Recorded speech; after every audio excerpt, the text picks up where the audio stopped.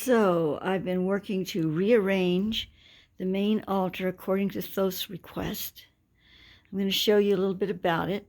You know, it may change still a little bit more, but I know for one thing, the H cube here, I'm getting stickers, so it'll be neater. I'm going to put a sticker on each side to stick it down by the kitty, so it will look better, you know. But for now, this is how it is.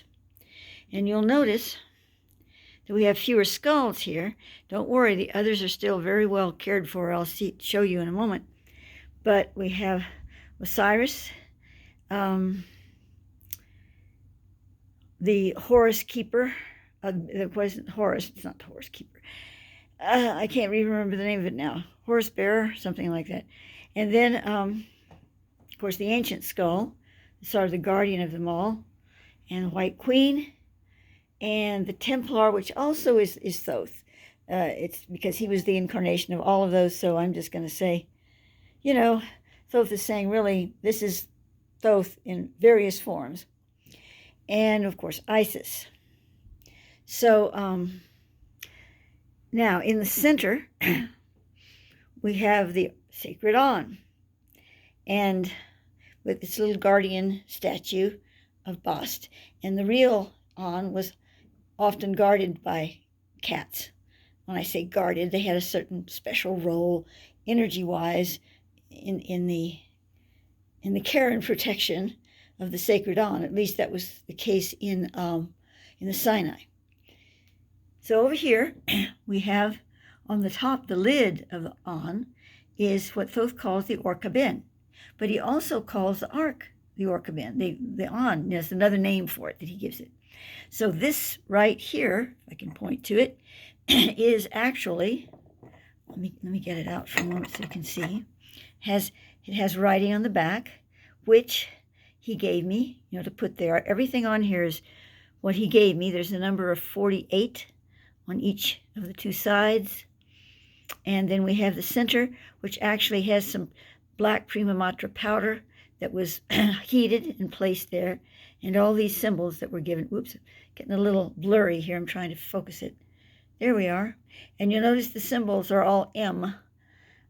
This is a favorite symbol of Thoth, very sacred to him. You could say it represents the Archangel Michael, which is his higher host, so to speak, but it's more than that, the whole story around it. But anyway, there we are. And that goes on the lid, because this is almost like a portable An in a way. And there's a whole story around this. I've had it for many years. Then in here we have a Shungite. Well, you can pretty well see it without me getting it out. You know, it's a Merkaba, Shungite Merkaba.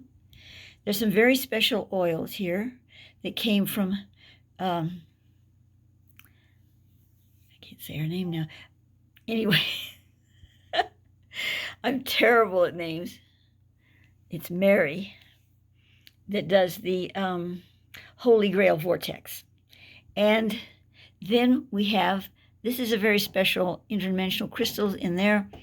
And there's some, this, and there's another little one in here you can't quite see, are Herkimer diamonds, which really are very special crystals that I've had for years.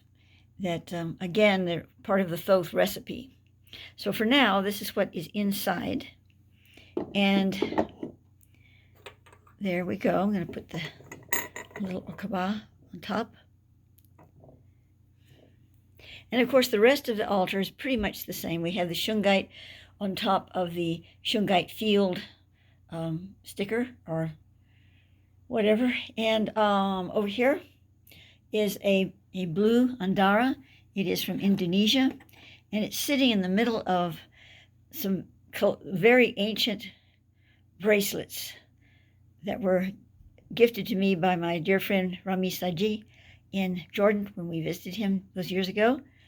And they came out of a tomb. And according to what I received, they were actually mine, but not from that tomb. It came from another tomb. The gift was given to the woman that wore them and then died again and went into her tomb. But this was foreseen years ago by something I received from Thoth, that the bracelets would be returned to me. And of course, Rami didn't know about that at the time he gave them to me. Anyway, there are all kinds of stories involved. But the reason I have this here, and I needed something nice to put it in, is because, of course, it is in Dara. And the Indonesian Dara right now is especially viable for the frequencies on the planet at this time. And then we have, I think I said who these were, yes. And of course, there are the other things that I have on this altar, all have sacred significance. And they sort of form a ring pass knot around the rest of them. This is a crystal from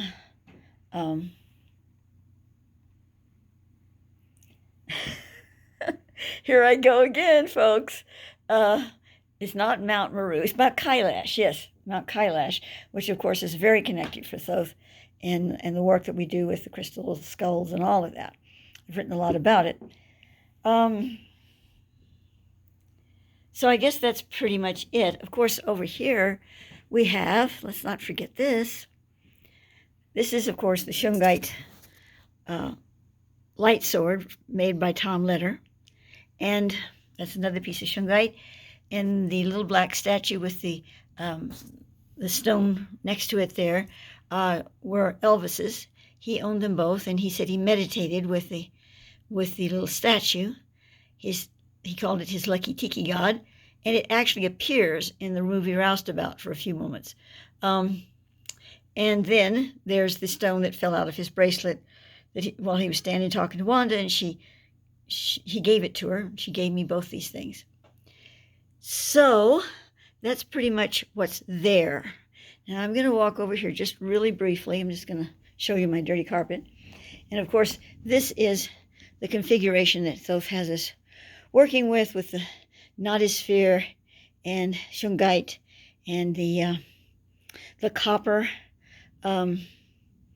configuration that Simeon made when we lived here before, and under the direction of Thoth. And then over here we have the other skulls, and they're still very much a part of it all. And of course, this is an artwork that Thoth had me do that is the seat of the house, is the seat of the sacred space of the house.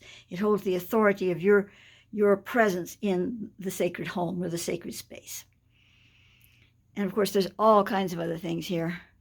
You know, shelves and shelves of them all through here.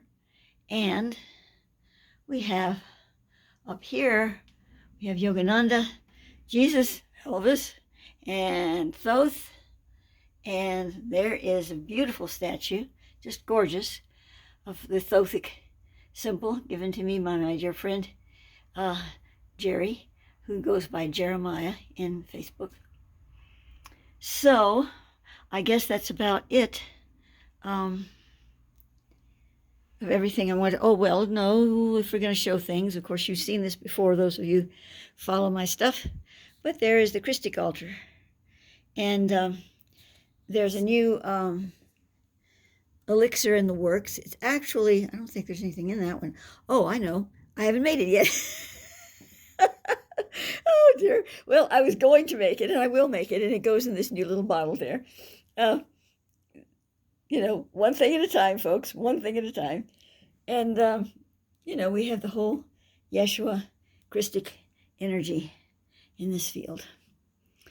And over here, well, we can't not say this. Here's a picture of my mother when she was very young. I'm going to close up on it a little bit. And if it wasn't for her, I wouldn't be here, needless to say. But not only because she gave birth to me. She kept me going, believe me. And pointed open doors for me. Her name was Doris, and she said it's because she was the door. So I guess that is it. And I'm going to, of course, I have storage in this house now. Boxes and boxes from stores and stuff to keep me going during this period of time. But this is basically what I wanted to show you. So I'm going to close it off here now.